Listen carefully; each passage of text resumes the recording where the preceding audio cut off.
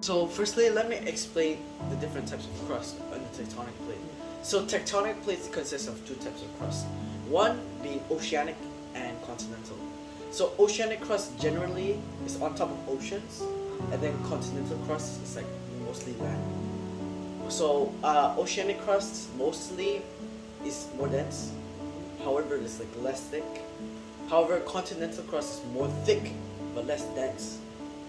Okay, so I'm gonna teach you what is a destructive plate margin or a convergent plate margin.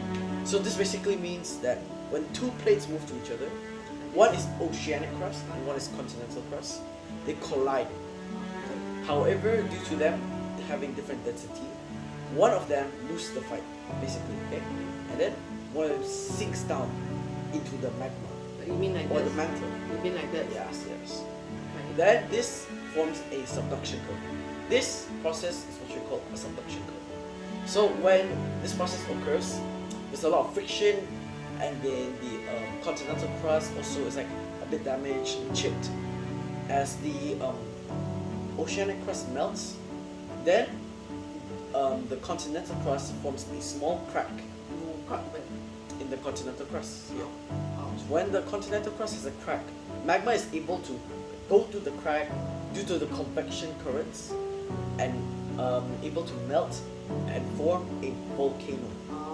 Okay. The wind goes up. Yeah. It forms a volcano. Once it forms a volcano, then the magma is erupted. Because this is due to when the process of them colliding, the continental crust then has a crack, then the magma is able to go up. Okay. So basically, okay, I'll explain to you in more detail now.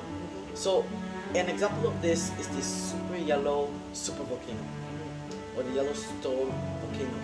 This had a very large eruption from the two plates called the Pacific Plate and the North American Plate.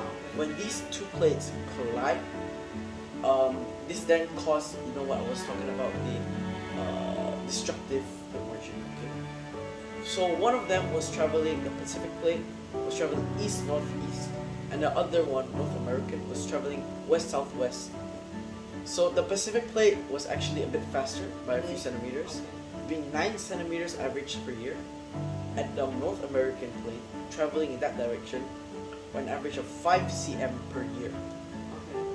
So when these two collide, this then caused the process just now, making the Yellowstone supervolcano. Okay. Thank you. Thank you.